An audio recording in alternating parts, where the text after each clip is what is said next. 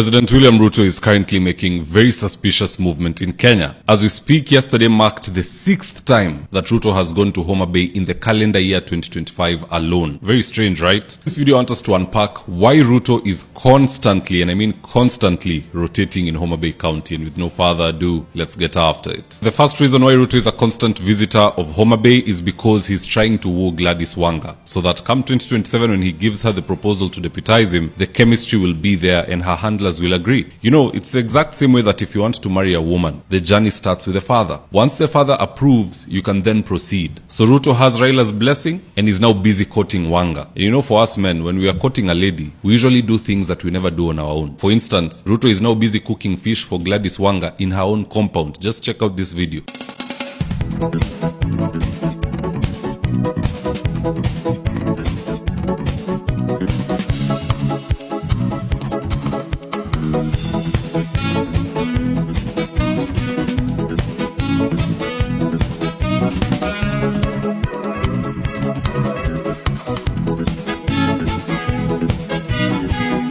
Again, he's the eligible bachelor serving his shories hot fish.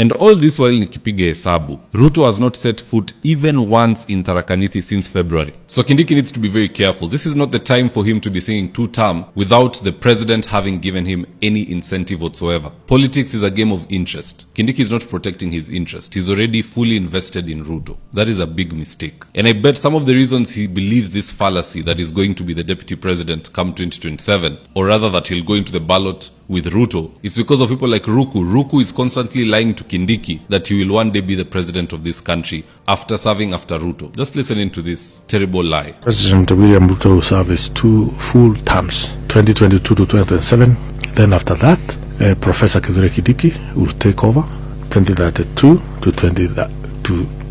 If Kindiki wants to be president, let alone president, that's a very distant conversation. If he wants to be deputy president after 2027, he needs to partially sever ties with Ruto. Give the president something to work for. Show him that there are numbers he is going to lose out on if he doesn't maintain you. But don't just fully commit. Do what Raila is doing. Raila entered this broad-based government, but he kept Edwin Sifuna out there giving the president hell. To the point the other day, the president has agreed to do the 10-point agenda they signed. He has agreed to compensate the victims. He has basically given them what they wanted. Then they entered the ship. You don't just enter the ship and you go empty-handed. Woe unto Kindiki, Gladys Wanga atakuonyesha vumbi. Now the second reason why Ruto is camping in Homa Bay and Luo Nyanza in general is because he understands full well that for all domino chips to fall graciously, he must start with the most important piece of all, which is the small one. In this case, the small piece is Homa Bay. If Homa Bay falls, so too will Kisumu, Migori, Bungoma, half of Trans Nzoia and possibly Vihiga, because historically, those regions have always voted together. And let me shock you even further. Today in the opposition ranks, there is no serious Luo to help counter that wave.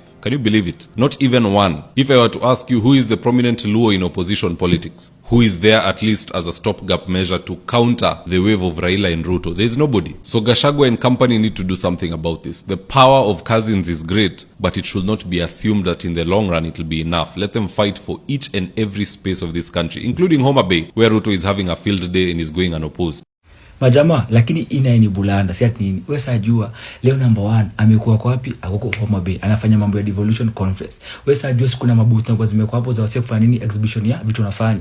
Wewe jua leo ameenda hivi kwa booth moja. Wewe jua amepata ni mpikini wake. Ameangalia video na huu ni pikini wangu, yani huu ni Shalini amekamuku pia kuji express. Mimi nakwambia ni bulanda. Yani hadi buda ameona mtu wake akaanza tu kucheka. Sasa ina jo buda jiuliza kwa roho. Mbona umpa nasu upikini wangu akuniuliza vitu kwa keja? Bulanda. Mimi nakwambia ni bulanda. Yani mpaka mzamba kituko sana cheka. Gavana wewe pia hapo ameangalia hiyo kipindi pia akaanza tu kucheka. Juu ni noma. Mimi nakwambia Kenya, Kenya ni bulanda si ati nini. Mimi nakwambia Kenya nayo. Kenya kuboeka. They keep saying Kikuyu wa Kabira. Well, Kibaki introduced free education Kenya nzima. Unye na yeye roads kona kwa nyingine. Then kuna huyu wa sasa. There is a flower girl mwenye anategemea 2027. That is Nyanza region. Huko ndio kila kitu inapelekwa huko. One region. Wow. Okay.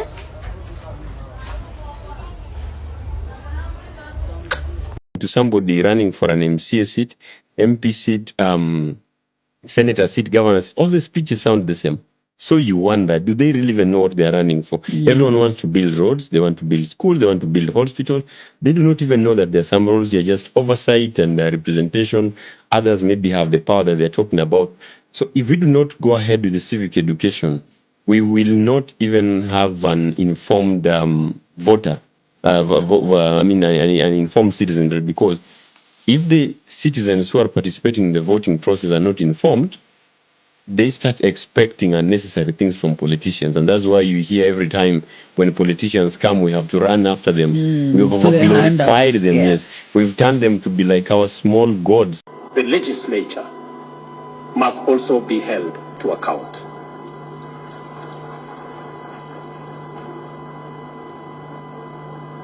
Because there is something going on in our legislature that we must call out.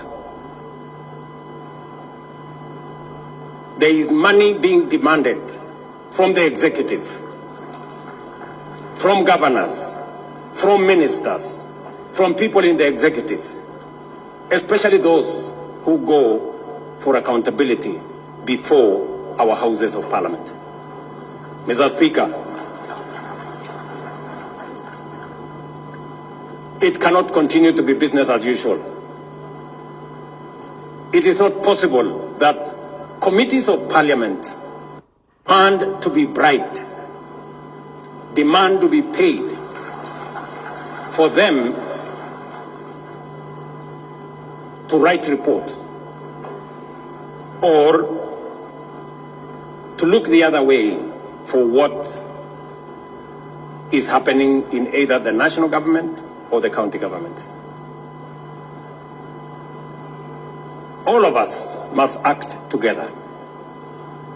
The fight against corruption must be an all of society engagement and exercise and effort. Tumesema siku mingi that this empowerment program is a total scam and people didn't believe us. So now you just want hawa watu wa two-term to listen to this submission from one of the Bunge la Wananchi members who went to State House for empowerment na akapigwa na butwa. Roll the tape. Mr. Kede, sikujua kama nilikuwa nakuleta hapa unipige. Wallahi nimeshangaa. Na kwanza mimi nimekushikia microphone na unasema hii sura yangu inakaa njaa. But hizo zinaeleweka. Najua Mr. Speaker, siwezi kataa, tulienda State House. Qualification ilikuwa tu ID, tulifika tukakula vizuri. After kukula kaingia na soda, kaingia ndani. Mr. Speaker, najilaumu. Hapo Kamau. Ongea Kamau. Tena mimi mwenyewe najichukia kabisa kujipeleka State House. Mimi mwenyewe nilipigwa picha na pikipiki na kifungu ya pikipiki. Nikaambiwa aende pale kwa gari naletewa. Hiyo gari ukitoka hivi, Yesu ende nyumbani.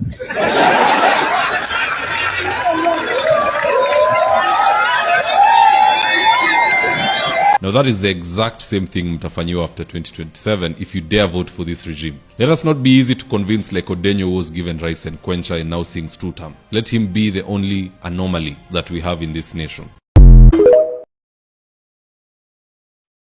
It's only in African countries where such narratives still play part in politics. You'll hear your politicians saying things like, God is the one who chooses your leaders. Your leaders are chosen by God. Have you ever seen God queuing to go cast a vote? Have you ever? It has never happened and it will never happen. So we need to move away from these barbaric beliefs and start thinking for ourselves. Where the Kenyan people have reached William Ruto, even if he built gold roads to everybody's single home, to every home, he builds gold roads, gold paved roads. He will not reclaim that lost ground. It's gone. That ground has gone. It will never go back to William Ruto. No amount of child donations will change the public perception. William Ruto is trying to fool God. He cannot fool God. God is omnipresent and he can see through this. And he knows his intention even before. It will not work. That is why you saw Kenyans coming out in their numbers to go and demonstrate at that church in Royston. And it's because of his handling of the economic situation of the nation. To those who believe politics doesn't affect them, I hope today has taught you how politics affect you directly. Ruto simpigi kura. Amenajisi inchi. Bila kutumia hata kondom.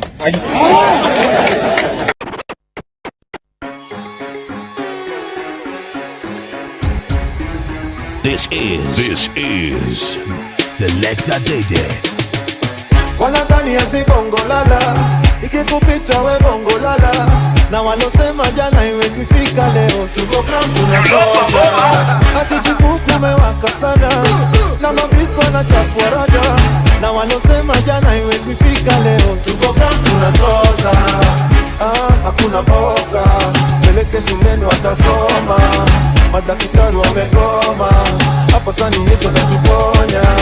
Wambie punde imechoka sana, farasi bado ijapatikana. Ni mandai wanagonya na mali wanaponda, unakonda wananona.